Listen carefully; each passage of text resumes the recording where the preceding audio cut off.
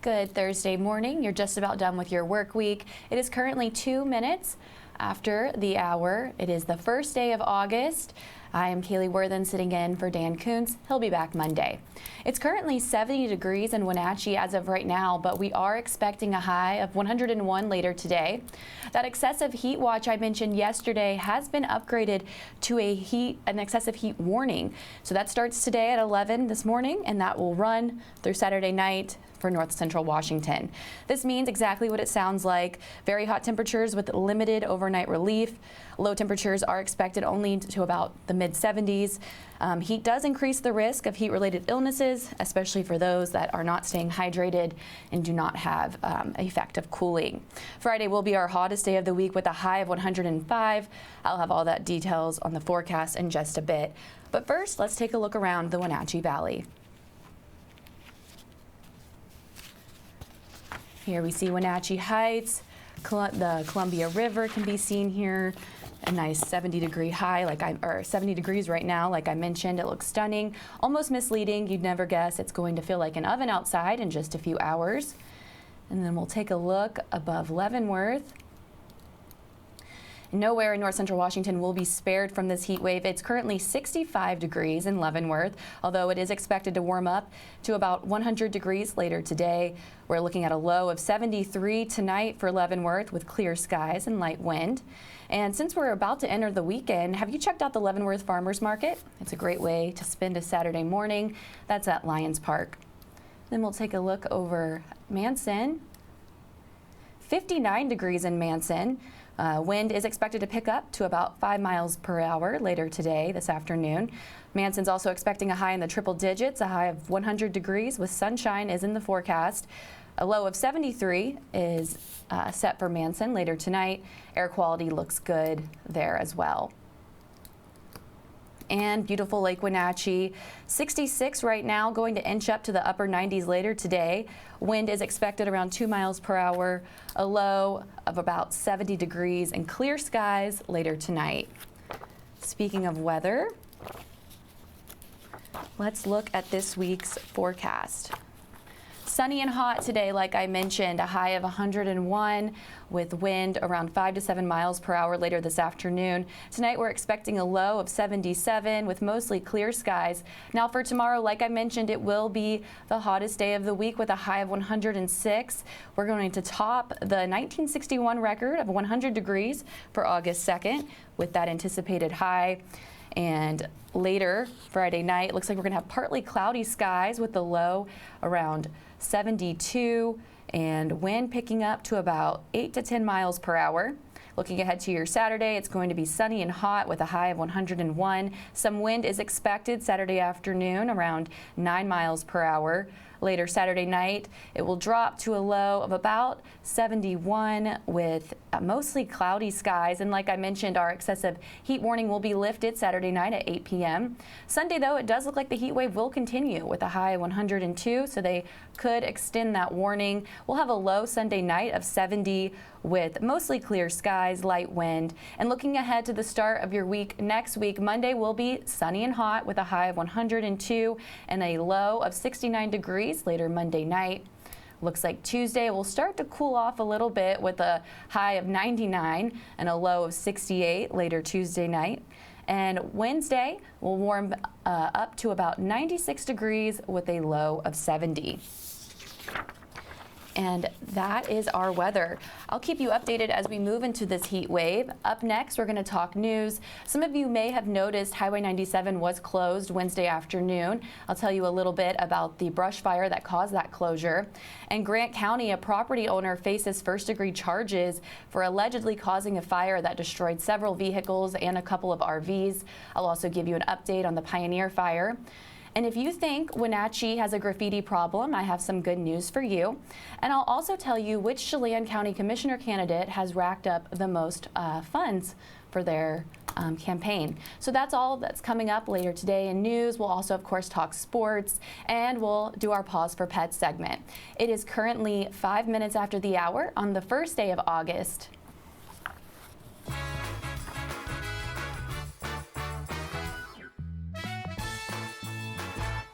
Enjoy the sounds of summer from your very own pool and spa. Blue Lagoon is now scheduling pool installations for this summer. Call today to schedule a free consultation for a custom San Juan fiberglass pool. And let the experts at Blue Lagoon handle the construction, installation, and regular maintenance. Turn your boring backyard into vacation paradise this summer with industry-leading San Juan pool. No need to go off the deep end. Relax knowing you're in great hands with Blue Lagoon Pool and Spa. The family at the Epladolin want to help your loved one feel at ease in their new home environment. Epladolin offers beautiful one-bedroom and studio apartments. Residents enjoy 3 delicious home-style meals a day, laundry service, housekeeping service, and encouragement to make themselves cozy in their new home. Epladolin welcomes your family to come and visit their family. Epladolin Independent and Assisted Living. They make the complicated easy for you. Call today for a tour.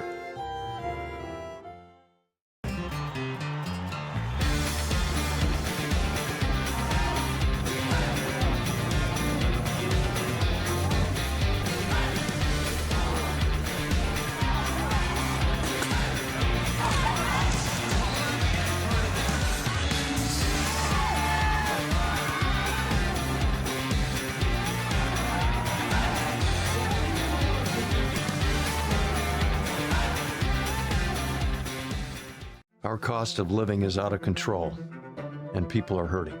Gas, food, and housing prices are among the nation's highest.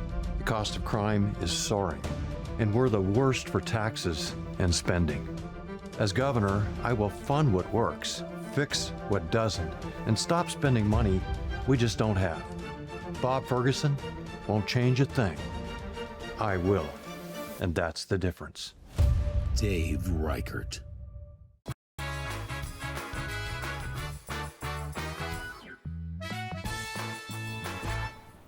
Good Thursday morning. It is currently 7 minutes after the hour on the first day of August. A brush fire closed Highway 97 near BB Bridge Wednesday afternoon. Numerous fire agencies responded early Wednesday afternoon to a brush fire along Highway 97 near the BB Bridge in Douglas County. The fire started just after noon, and soon after the Washington State Patrol closed the highway, advising motorists to use Highway 97A as an alternative. The fire spread quickly in the dry brush, but mild winds prevented it from growing faster. Air support was called just before 1 p.m. A helicopter was dropping water on the fire. Additional hand crews also were dispatched. The total acreage and cause of the fire has not yet been disclosed. One person was injured and another faces charges after a brush fire just east of Soap Lake late Tuesday destroyed 6 vehicles, 4 RVs, and 7 outbuildings. The Grant County Sheriff's Office said a property owner faces first-degree reckless burning charges for causing the fire, which burned an estimated 57 acres. Shortly after 10 p.m., the fire was reported off Road B Northeast near Road 20 Northeast. It quickly threatened homes and other structures, and Level 3 evacuations were ordered for most of the area. A homeowner in the area was hospitalized for smoke inhalation. Grant County Fire District 7 crews, with assistance from 5 other area firefighting agencies, were able to contain the fire by about 1 a.m., and the evacuation notices were lifted. A pregnant woman was treated and released at the scene after reporting difficulties. Fire officials said firefighters are using time of slowed Pioneer fire activity to continue their work on the community protection measures in Stehekin as hot and dry conditions return. Crews continue to work their way up the Stehekin Valley towards Harlequin Bridge yesterday and installed sprinklers and hose lays. Felling of hazard trees and work on protection lines also continued in the area. Evacuation levels do remain the same, with Stehekin at level 3, Moore Point to Safety Harbor at level 2, and Safety Harbor to Camas Creek at level 1. The Pioneer Fire has burned 33,762 acres since June 8th and is currently 12% contained. A completion date for the Wenatchee girls softball field is not yet set. The $4.1 million field has been under construction since April and is on schedule to be finished by the end of August. The field resolves a Title IX complaint from 2022 that alleged unequal treatment of male and female athletes. Wenatchee School District Communications Director Diana Haglin said the school district is anticipating a ribbon cutting in September. Haglin said more details will be released on the ribbon cutting at a later date. State Senator Brad Hawkins has by far raised and spent the most money among the 4 people running for an open Chelan County Commissioner seat. State Public Disclosure Commission records show Hawkins has received more than $90,000 in contributions since declaring his candidacy for the District 3 seat in April. Heading into next Tuesday's primary election, Hawkins has spent more than $73,000. Wenatchee home builder Flint Hardwick has raised just over $22,000 and spent about $18,000 of that, according to PDC records. Hartwig has thus far contributed almost $6,000 of his own money to his campaign. Brent Capel, a legislative liaison for State Representative Keith Gaynor, has raised $4,600 and spent $4,100. Chris Willoughby, a Chelan County Fire District 5 commissioner, has raised about $2,500 and spent $2,300 of that as of the latest PDC records. The 4 candidates are seeking to replace Commissioner Tiffany Gehring, who is not seeking re-election after 1 term. Only District 3 residents will vote on the race in the primary, with the top 2 advancing to the November countywide election. And a large group of volunteers attacked Wenatchee's graffiti problems head-on last weekend. People from the Wenatchee Police Department's volunteers and police service and community members, that included a large youth group from Cafe, used brushes and paint to cover graffiti at numerous locations in the city. The police department said the efforts made a visible difference and thanked Rada Paint and Sherman-Williams for providing paint, as well as Target for providing food and beverages for the workers. Up next, we'll talk sports, Mariners, how the Olympics are faring for Haley Van Lith, and more. And if you want to catch more news, you can do so later tonight at 5, 6, and 10 on the NCW Live channel, or you can also catch it online on the NCW Live homepage, YouTube, Facebook, and there's even an app. That's all coming up ahead. It is currently 12 minutes after the hour on the first day of August.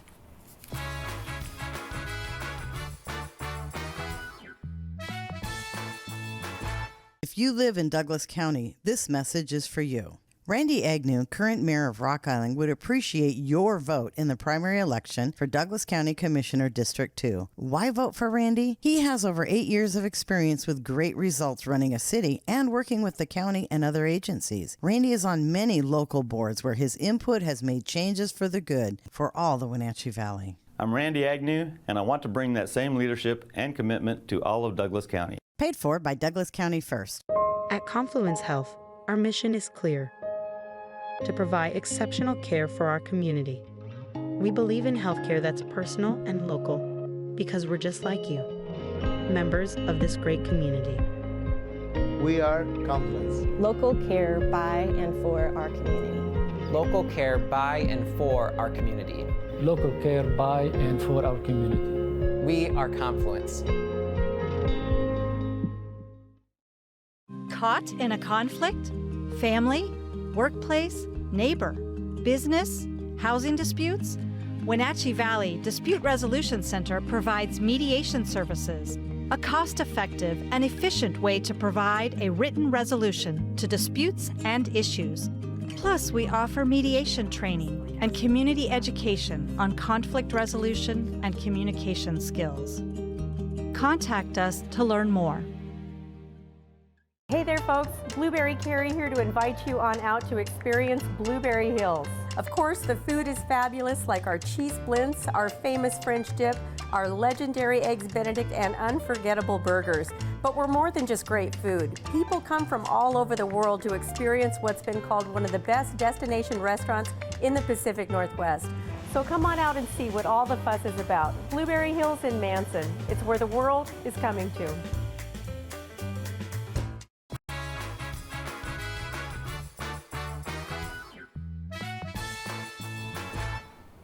Good Thursday morning. It is 14 minutes after the hour on the first day of August, already 70 degrees here in Wenatchee.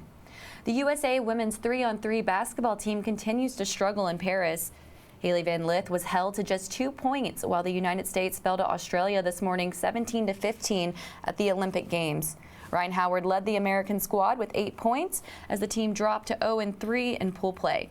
The U.S. will be desperately looking for a win at 12:30 today when they face Spain. After today, the Americans will only have 3 more games in pool play if they hope to move on to medal contention.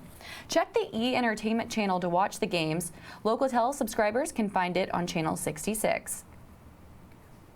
The Mariners leave Boston after a heartbreaking 3-2 loss in 10 innings yesterday.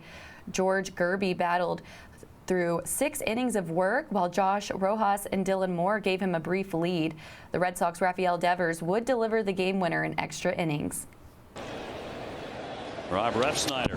That one goes to the backstop. Here comes the run. The throw to the plate. He's safe. Let's see if he is okay. Hobbled as he gets up. Massa with the collision at the plate.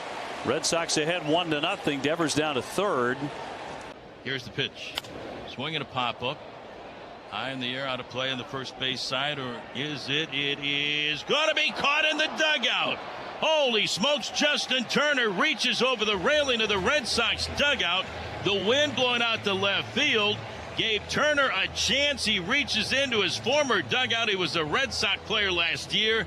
Turner makes the catch on the foul ball by Rafaela. That will end the inning. What a catch by Justin Turner. He's hit. That'll tie the ball game at 1-1. Dylan Moore ringing the bell. Demo with his 7th hit on the road trip. Fly ball hit pretty well. Center field backing up Durant. Turns, looks, and it is a home run for Josh Rojas. Rojas with a home run, his 6th. RBI number 20 hit well over the yellow line. Nicely done there. 2-1 Mariners. He put a charge into it, and that is right on the barrel. Is that yellow line hit to the right of it? That's why we know it's a home run. Yep. Come out here and ruin that streak. Ground ball right side, through for a base hit. Smith will round. Here he comes. No throw to the plate, and the Red Sox have tied it. Got to get ahead. Turner's going to make you be in the zone. Ground ball yanked to Raffy. He'll win the foot race for the force to retire the side. And it's Jansen to Jansen. And a mile-high pop-up. Danny Jansen looking for room, has some. Back it up, back it up. Oh, made the play as he went down on his back. It looked like trouble, and it was, but he recovered. Oh, so this ball kind of took off on him. He gets back there. I thought this might get to the stands. The wind blowing a little bit. Man ends up making a beautiful catch. 2-0. Swinging a fly ball left center field, well hit. Raley's back there all the way to the wall, and is off the wall. Here comes the run. Here comes O'Neill. He will score. Raffy delivers, and the Red Sox win it in 10, 3-2. Raffy Devers, his 3rd hit, his 69th run batted in. He has been absolutely on fire. Raffy all smiles. Manager Scott Service summarized yesterday's game and the road trip in which Seattle won 4 out of 6 games.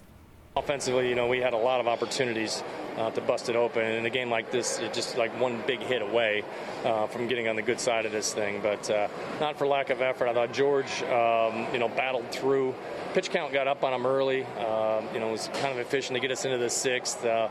Bullpen guys after that did a really good job. I can't say enough about the job Snyder did. You know, 3 days in a row there. Sauce 3 days in a row. We have been running bullpen guys really hard, and you know, you're trying to hold off Mooney there, and if you got a lead, then you know, hopefully he could have come in the ball game. So I think we played really good baseball this road trip. There's a game today. We feel like, you know, you get a big hit here or there, you win it, and you have an outstanding trip. But I like the way we're playing. The at-bats are better. You know, we just didn't come through with runners in scoring position today. Seattle has a travel day today and will host Philadelphia in the first of 3 games over the weekend tomorrow at 6:40 on Root Sports Northwest. The Mariners and Astros are once again in a virtual tie atop the AL West standings after Houston beat the Pirates 5-4. Texas remains 4.5 games back after a 10-1 loss to St. Louis. In other AL West play, Colorado edged the Angels 2-1 while the Giants shut out the Athletics 1-0. And the Wenatchee Apple Sox left Kelowna, BC with another win last night. Caleb Costa and David James combined on a 2-hit shutout as the Apple Sox won 3-0. We get more on last night's sweep from the voice of the Apple Sox, Joel Norman. The Wenatchee Apple Sox secured their 5th series sweep and 3rd shutout win of 2024 with a 3-0 triumph over the Kelowna Falcons on Wednesday night at Elk Stadium. Caleb Costa was terrific for Wenatchee, firing a season-best 7 innings while striking out a season-high 6 as the Apple Sox picked up their 4th win of a 6-game road trip. David James locked down his 3rd save of the summer with a 6-up, 6-down, 6-out save, tossing scoreless 8th and 9th innings for his 3rd save of 2024. Wenatchee only got the 3 runs across. A 2-run inning in the 4th and then an insurance run later on was all that they would need as they head home, looking to continue to add to their best start in this season for the North Division as they try to lock up home field advantage for the entire playoffs. Apple Sox are off on Thursday, and then they host the Nanaimo Night Owls this weekend, Friday through Sunday at Paul Thomas Senior Stadium. With your Apple Sox update, I'm Joel Norman. Aiden Doherty continued to deliver for Wenatchee with 2 hits, while Max Hartman had a run and an RBI. Wenatchee hosts Nanaimo tomorrow night at 6:35 at Paul Thomas Senior Stadium. We had hoped to broadcast the game on NCW Live, but forecast temperatures are well into the 100s, and that will prevent us from doing so. Checking the Les Schwab West Coast League scoreboard, Bellingham shut out Kamloops 7-0. Victoria edged Edmonton 5-4. Nanaimo beat Port Angeles 12-2. Corvallis shut out Walla Walla 14-0. Bend beat Springfield 14-3. Yakima Valley bounced back for an 8-4 win over Ridgefield. Portland topped Cowlitz 9-6. Wenatchee's lead in the WCL North standings remains a game and a half over Bellingham and Victoria, with both the Bells and Harbor Cats winning. Nanaimo comes to town trailing the Apple Sox by 2 games before their 3-game series. Incredibly, 2 youth baseball teams from the Wenatchee Valley are headed to the Midwest next week for World Series. Eric Grandstrom got the scoop on the 13U Columbia River team yesterday. Now he has the story on our local 10U team that's headed for the World Series. Well, yesterday we introduced you to the older kids that are headed to the World Series. Today we're going to introduce you to the younger kids, the 10U team, the Wenatchee All-Stars. They're headed to Indiana for the Cal Ripken World Series. Had a chance to talk to their coach, Josh, about what happened last weekend and as they get ready to head to Indiana. So last week we went down to regionals down in Eugene, Oregon, and we took on teams from Montana, Idaho, Oregon, and Washington. We won the 2 games on Thursday in pool play. Friday, we didn't get those clutch hits we needed and lost both games on Friday. Fortunately, we were able to win the tiebreakers and get into the semifinals on Saturday.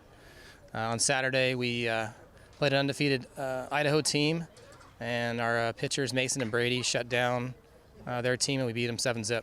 Got some clutch hits from Carson Williams and Peyton Arnold, and just had a great semifinal game.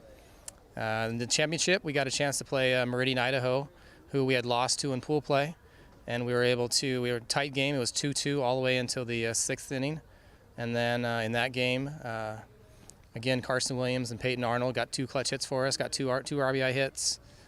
Brady Fisher started that one, and then Austin Fisher, his brother, came in and closed it out. So we were able to secure that win and earn a trip to the World Series in Crown Point, Indiana. It became perfectly clear in short order, talking with some of the players on this team, that they don't like the purple uniforms.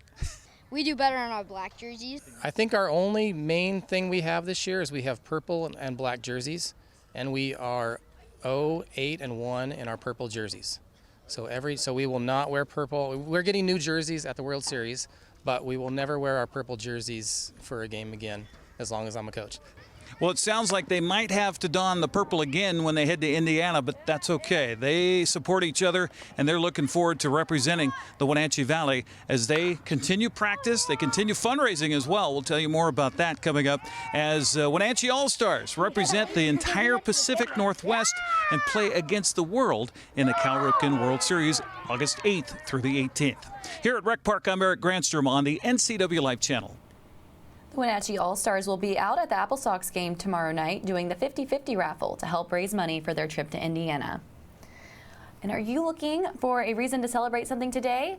A couple national holidays to put on your calendar for August 1st. Respect for Parents Day, National Minority Donor Awareness Day, and National Raspberry Cream Pie Day. But we're going to focus on National Girlfriend Day. No, this is not Valentine's Day, but rather a holiday that's observed on August 1st. And is a day on which men can take the time to show their girlfriends just how important they are to them. Some ways to show appreciation could be taking your girlfriend out on the town for dinner. Today could be a good reason to buy her flowers or just spend some quality time with her. A fun fact to consider before making that big purchase for an engagement ring: couples who spend longer dating have lower divorce rates. Statistically, people who date for 3 years or more were 40% less likely to divorce. Of course, this only makes sense considering that people can figure out before they get married whether they're compatible with someone or not. And if they find themselves to not be compatible, then they can simply avoid marriage in the first place. And another fun fact for your Thursday: YouTube started as a place to find a girlfriend. What few people realize is that YouTube was originally conceived as a dating site. The domain for the website was registered on Valentine's Day, and it originally had the tagline of "Tune in, hook up." The idea was that it was going to be a platform where singles could add videos of themselves that other singles could look through to find their mates. After the Justin Timberlake and Janet Jackson halftime show incident, the creators of YouTube, which are Chad Hurley, Jawad Karim, and Steve Chin, soon realized that they couldn't find any videos of that incident. That is when they decided to change the platform into one in which people could upload any notable videos. And the rest, as they say, is history. And one more fun fact I'll leave you with: men usually say "I love you" first. And if you've been upgraded to wife, Wife Appreciation Day falls on the third Sunday of September. Also, men, mark your calendars for October 3rd. That is National Boyfriend Day. And today in history, let's see here, looks like we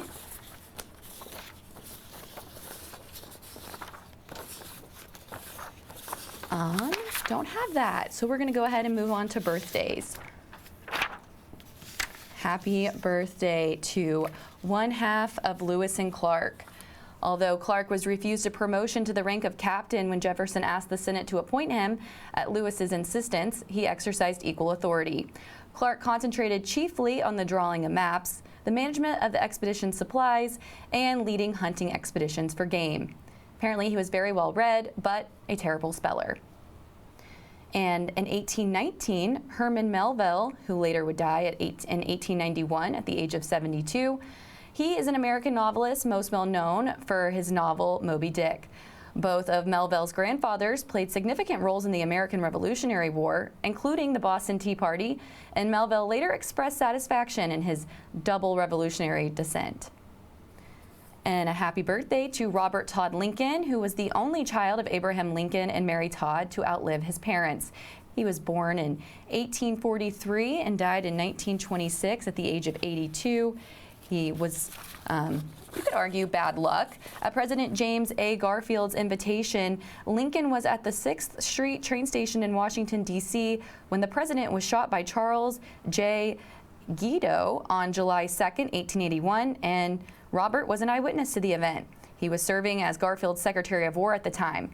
Later, at President William McKinley's invitation, Lincoln was at the Pan American Exposition in Buffalo, New York, where the president was shot by Leon Czolgosz on September 6, 1901. Though he was not an eyewitness to the event, he was just outside the building where the shooting had occurred. And in a weird twist of events, Robert Lincoln was once saved from possible injury or death by Edwin Booth, whose father, John Wilkes Booth, was the assassin of Robert's father, Honest Abe. And it is currently 28 minutes after the hour on the first day of August.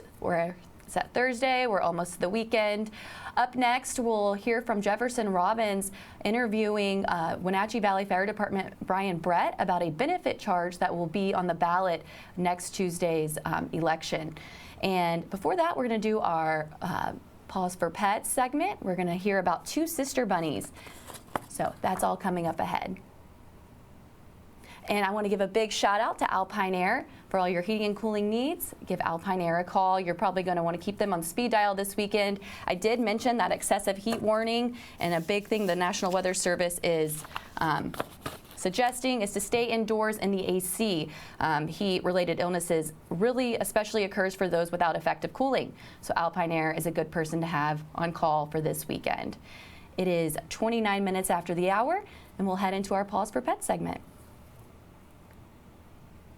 Pause for Pets is presented by Alpine Air Heating and Cooling, Merry Maids, Doghouse Brewery, Leavenworth, and Club Crow Bar and Grill. Hi, my name is Hannah. I am an animal control dispatcher here at the Wenatchee Valley Humane Society, And today we are here with Gigi and Olive. They came to us as an owner surrender. They're very socialized. They love being pet. This one is okay with being held, this one not so much. If you're interested in adopting them, they would make a great first-time rabbit. They are bonded, so they need to go together. And they would make a great indoor rabbit. They both have very good litter box habits. So Olive here, she is black and white, mostly white. She's got these cool black ears, big brown eyes, and it kind of looks like she's got eyeliner on because she's got black around her eyes as well. And then Gigi here, she is mostly brown with some black mixed in. She's about 10 pounds, so she's a big rabbit. And then Gigi, or Olive, is about, probably about 8 pounds. So not quite as big as Gigi, but they're both pretty big rabbits. For housing them, it'd be great if they would be like free roam indoor rabbits, or if you have like a big play pen to put them in with some Timothy hay and rabbit pellets, and they also like fresh fruits and vegetables. So they're both about 5 years old. They've been here since July 8th. And they're both very social. They like being held. They're very nice rabbits, easy to take care of. And this one's grooming herself right now. So if you're interested in adopting Olive and Gigi, we are open 7 days a week from 12:30 to 6:30, except for Wednesdays. We are open 12:30 to 6:30 by appointment only. Give them a call at 509-662-9577 or visit their website at wenatcheehumane.org. Pause for Pets is presented by Alpine Air Heating and Cooling, Mary Maid's Doghouse Brewery Leavenworth, and Club Crow Bar and Grill.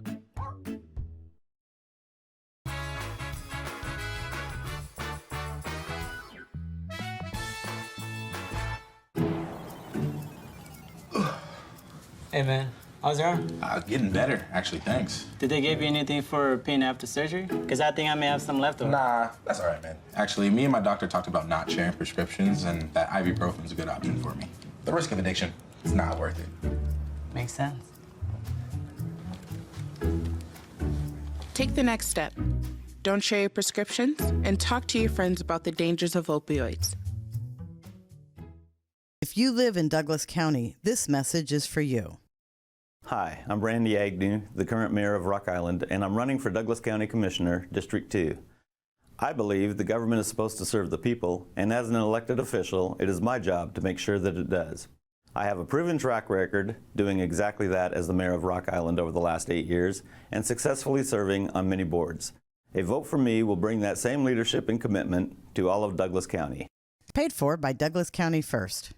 When you buy tires at Les Schwab, you're getting more than just tires. You're getting America's best tire warranty, 60-day satisfaction guarantee, no hassle road hazard protection, and free maintenance for the life of your tires. So if something happens to your tire on the road, we'll fix it, or we'll replace it, no questions asked. Other places make you pay extra for that kind of protection, but at Les Schwab, it's included with every set of tires, because more warranty means less worry, and nobody stands by their tires like Les Schwab. Get more from less. Few things strike fear in the human heart, like the possibility of a rattlesnake bite. Dogs can encounter rattlesnakes on their walks or in their yards, and being curious, often get bitten on their face, neck, and legs. Luckily, a vaccination is available to help neutralize venom so dogs experience less pain and swelling. Even if your dog has received a vaccine, you still need to seek immediate help. Dr. Shauna Bayes and the staff of Paws and Claws care about your pet's health. Call 888-PAWS to schedule your vaccination today. Are you tired of getting less for your money? At Abby's, our founders placed over 100 slices of pepperoni on a giant pizza, and 60 years later, they haven't changed a thing. Order real value at abbys.com. Right now, fresh and juicy tomatoes are in season. That's why Abby's is celebrating summer with a special pizza covered edge to edge with beef and Canadian bacon. And if you want it covered with fresh tomatoes, they'll do that too. Enjoy Abby's August special pizza at a very special price. A ductless unit from Carrier can keep anyone comfortable. Take Shelly, for instance. She finds me time in her new attic-turned-home gym. And with her Carrier ductless unit, the temperature is always perfect. No matter how intense her workout gets. Carrier. Total comfort, totally happy. Turn to the experts, Carrier and Alpine Air. Heat and air, call Alpine Air.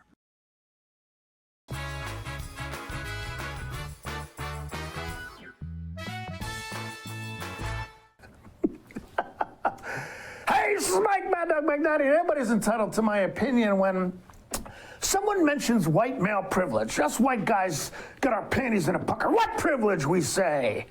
I work for everything I have. Well, the privilege we're talking about here is not something we had to earn. And also, truly, it's not something that we're deliberately trying to take from someone else. It's just the benefit that society gives us because of our maleness and the color of our skin. Now, I'm sorry, let's face it. I have accomplished some things in my life due to hard work, education, responsibility, etc. There's no denying that. But I also have to admit that I may not have had the same payoffs for that hard work and responsibility or the same opportunities I've had if I had been female, Hispanic, black, what have you. Now, is there any shame in admitting that? No, of course not. And admitting it doesn't negate my hard work and responsibility. But denying I've had this privilege, well, that smacks of social injustice and a denial of the unfairness of life that has been unfair in my favor and at someone else's expense. This is Mike Mad Dog Magnotti, and that's my opinion.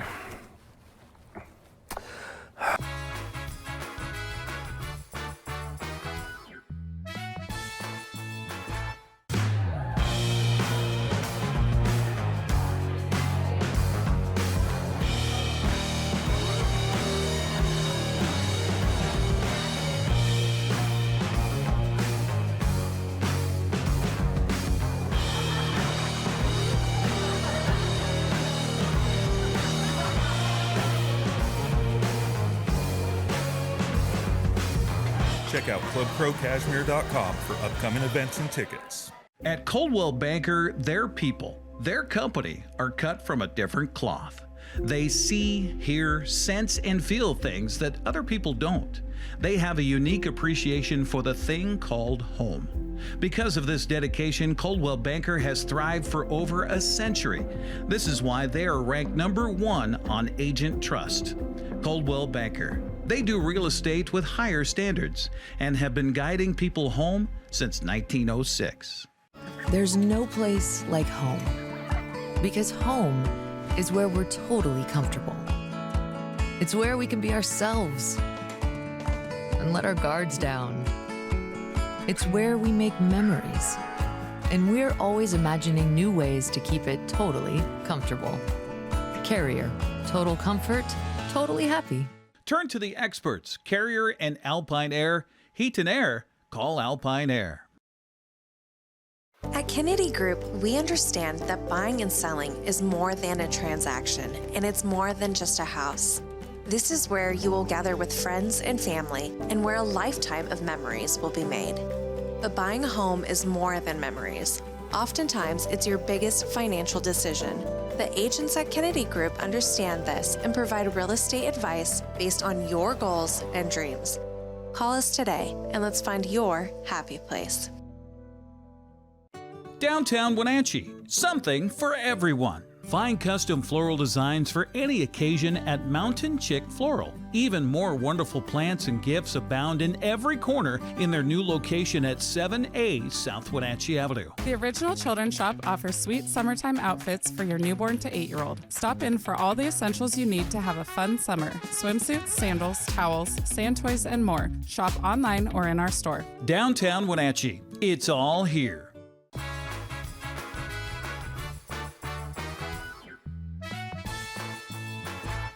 Right now, your department is funded through basic property tax levy, correct? Yes, 99% of our budget is through property tax. We do have fire protection contracts with municipal entities, which is about 1% of our budget, and new construction revenue adds a little bit every year as well. But with a fire benefit charge, which is what you're asking voters to approve in this election, you change the formula, you change the way your revenue is calculated and how it's divided. So under the fire benefit charge, the property tax levy goes down. Yes. But how do you make up for that with the charge itself? Yes, so we give up 33% of our revenue by reducing property taxes, so we have to make that back, and we make that back with the benefit charge, and that's based on the square footage of the occupancy, and it's divided in 3 categories between residential, apartment complexes, and commercial buildings. And to a certain extent, you expect residential homeowners to see a bit of a decrease in the amount of tax they're paying for their fire protection, even though it would amount to better, more consistent revenue for your department. Yes, currently, as it sits, 54% of the people pay what they currently pay or less. And the mechanics of it are, our budget can only grow by 1%. So as we get this growth we've had, which is between 10, 15, 17% year over year for several years, we don't get to capture that growth. We often get asked, well, we see all this growth, you have to be rolling in revenue. That's not the case. Microsoft, for example, could put $1 trillion worth of buildings in service today. We would get a little spike of new construction revenue. It would go on the tax roll the following year. Our rate would go down from $1.50 to say 50 cents with $1 trillion going into it, because we can only go up by 1%. With the fire benefit charge, we could charge the benefit to that new property that was placed in service, which would allow us to track for inflation, which would then allow us to not necessarily have to pass on any costs to anybody else in our jurisdiction. That's a way it can work. When a residential person's fire benefit charge is calculated, what's the structure? What are the factors that go into that? The factor that goes into it is, it's literally a factor. So we determine a mathematical factor to charge, which in this year's case is 0.43. 0.43 multiplied through this equation times a cost per gallon times the square footage gives you what you pay for residential. But the outcome in some of the examples that I've seen put forward by the department, the owner of a 2,500 square foot home in Douglas County with a $600,000 appraised value paid $750 under the fire levy, under the existing levy, but could probably see only about $718 if the fire benefit charge were applied to them. Yes. Yes, so if someone pays less, someone else has to pay more. The large commercial buildings end up paying more. However, we're very cognizant of trying to not to disparately impact anybody. 57% of the businesses pay what they currently pay or less. And we have the opportunity to perfect this each year. Fairness is subjective, yet the beauty of this, unlike any other funding mechanism, is we at the local level get to hear from the public, and our commissioners get to set this rate every year. The voters have to reapprove this. Assuming they approve it this year, they would have to approve it again 6 years from now, 6 years again after that. But in the meantime, the commissioners are able to adjust and balance those rates annually. Yes, the public, if they don't like the way this operates, can vote it out in 6 years. We believe they're going to really appreciate the way this works, and it's going to allow us to provide for this level of service in perpetuity. The fire benefit charge, Brian, makes a distinction between residential, commercial, industrial, I assume. Is it making changes based on fire risk? Now, certain industrial pursuits, for instance, are known to have greater danger of fire, or you have more response time, more frequent response times to certain industries. Does that factor into the fire benefit charge that's applied to those industrial clients? The risk is implied in the square footage. I realize some of our verbiage that's out there states the building's use, risk, and size. But the risk factors are implied. The larger the square footage, the more difficult it is for us to fight fire in. Quantity of personnel, quantity of apparatus, and every time you turn a corner with a hose line, that's a friction point, and you need to assign people to manage those friction points to keep advancing the hose. The larger the building, the greater the risk. But that is not factored in to the fire benefit charge. It is purely square footage. And that would go right to the residential areas. People have asked, well, my home is right on the wildland urban interface line. I'm bordering the sagebrush and sheetgrass. My home's a higher risk than a home in the city. Am I going to be charged more? No. We're looking at it simply from the your house is on fire aspect, not from a wildfire hitting your home, but just your house catches on fire. The demand for our services are the same based on your square footage. Well, insurance companies, for instance, look at the WUI, at the wildland urban interface, and they say, your rate's going to be higher, or in some cases, we're not going to insure you at all because your fire risk is, in fact, quite high compared to a denser urban area. So, but that's not a factor that's taken into account under this charge. No, and that's one of the things we considered. The insurance industry is unjustly and unfairly raising people's premiums or canceling their policies based on risk being determined on a larger scale. They may be looking at it on the parcel level, but Jefferson, we haven't lost a house in our jurisdiction in 9 years. And there's homes that are within the city limits that are getting their premiums raised for reasons that we can't explain. The Washington Survey and Rating Bureau currently has us at a 4 and a 5. We're being reevaluated as we speak. It may be a 4 in totality. So we have a good rating, and that is supposed to translate directly to your insurance premiums. So it frustrates us that the insurance companies wouldn't be rewarding their people for investing in their fire department. Now, the fire benefit charge sounds like kind of an innovative feature, but you're not the first department who would have adopted this. Other departments in the state that you know of that have taken this on? Yes, there's about 20 districts, municipalities that have had this in place, and we have watched how it's worked for them. It's worked very well. It's been renewed repeatedly. One jurisdiction failed theirs on the next go-around, of which I could understand why. There's a lot of moving parts in this, and you have to get it right. On an annual basis, you need to get it right to keep the confidence of the voters. Now, voters in both Chelan and Douglas counties will be voting on this because your district covers both sides of the river and stretches up and down pretty far. Is there a margin that's in particular that's needed for this to pass? Does this need a supermajority? This needs a supermajority. However, there's no voter turnout requirement. And we are sensitive to it's the totality of our jurisdiction in both Chelan and Douglas County. And we realize there's more voters in Chelan County than Douglas County, so Chelan County could set the tone for how the election goes. And we can't help that. That's unfortunate, but that's how the RCW is written. The Wenatchee Valley Fire Department took the stance to mitigate that to the best of our ability by keeping the 2 former jurisdictions intact and electing 3 commissioners from each jurisdiction. So albeit there's a disparity in the voters on each side, you have equal representation from your elected officials. What happens for Wenatchee Valley Fire Department if this is not passed, Brian? We will run this again because we believe it just takes time to inform the public on how this works. It's new to Eastern Washington, and if it doesn't pass, we would then go back to the traditional way of resetting the levy, which is more punitive because that causes the spikes in taxation where the fire benefit charge does not. And we will have to pass another levy. The cost of doing business is what it is. We're not immune from inflation. And with revenue only going up 1% of your prior year's budget, that's not tracking with any financial metric. That's not tracking the CPI.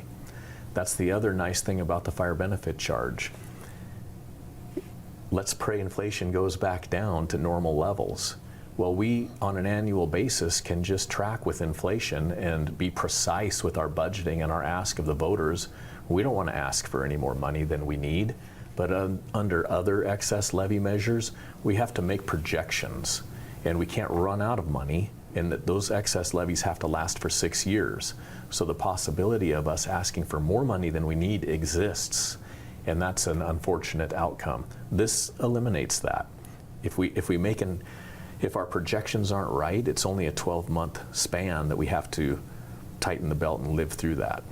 And we don't have to panic if inflation does take a spike that economists think will just be a short-lived. We can weather that with the fire benefit charge. Is there a mechanism for the commissioners to step in between periods, between annual votes on the fire benefit charge, and make tweaks and adjustments on an emergency basis? No, it's set. We file it by November, and it's set for the year. If this were not to pass, and barring, say, passage of a second levy, is your department looking at a financial crisis in its upcoming fiscal year without it? Not in the upcoming.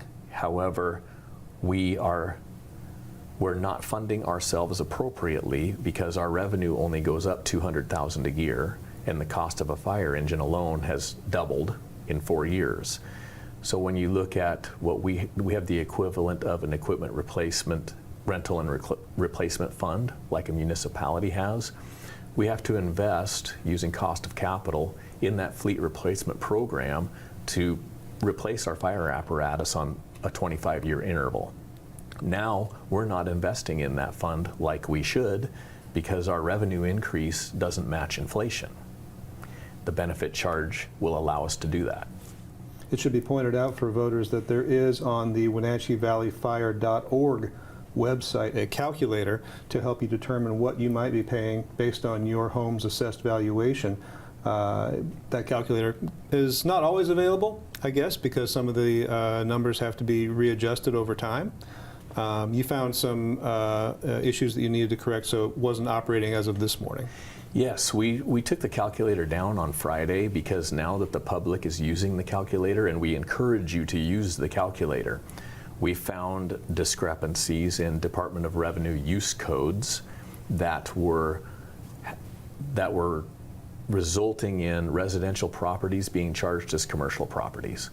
And we also found that if you were in a condo complex and you had a common building in there, that every condo was being charged for the square footage of that common building plus their condo. That's not the way it's supposed to work.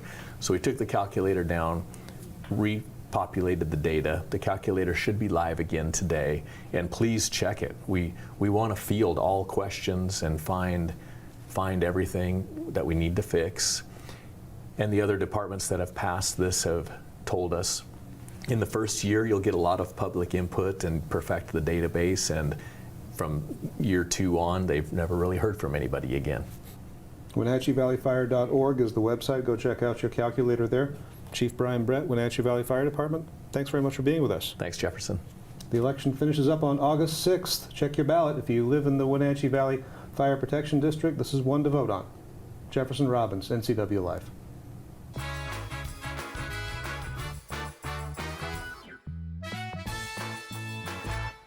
Apple Valley Honda is bringing the future of driving to you. Introducing the all-new, all-electric Honda Prologue EV. Say goodbye to gas stations and hello to a whisper-quiet ride and zero emissions. The wait is over. Finally, a local option for a quality EV from a brand with a track record of exceptional quality and reliability. Experience the Honda Prologue EV for yourself at family-owned Apple Valley Honda. Stay close to home and visit us at Apple Valley Honda today for the life you live. Highlander Golf Course and Grill, located in East Wenatchee, offers terrific views and challenging play for golfers at every skill level. From the golf course to the grill, you don't need to be a member to dine in style and play golf too. Highlander's well-groomed fairways and greens keep it difficult, yet friendly for your regular rounds of golf or a new destination for you and your out-of-town friends. Contact the Highlander Pro Shop today to schedule your tee time, outing, or tournament. Open 7 days a week, where everyone is welcome to play and eat. Why shop Boswell's Furniture in Wenatchee? Their selection is amazing with 2 floors of quality home furnishings.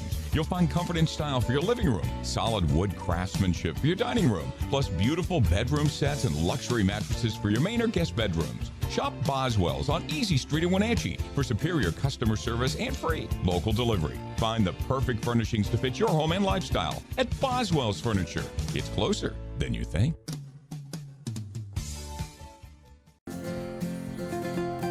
At Local Myth Pizza, we believe in real food, freshly prepared with only premium ingredients. Our cheeses are imported from Italy. Our sauces, dressings, and even our sausages are made in-house fresh daily. Featuring Northwest craft beers and 30 Chelan Valley wines and ciders. Family fun and amazing food. Eat local, drink local, and be local at Local Myth Pizza. Come see why Sunset Magazine says you can't beat Local Myth Pizza. When you've been in business for 40 years, it's because you understand change and you put members first, always. Now Works is announcing a change in their membership model. Up to 6 people on one membership that you can mix and match. The more people, the bigger the discounts. Introducing the Works shared membership model. One membership, friends and family and flexibility. Works, the cleanest, friendliest, most helpful gyms you and your friends will ever join.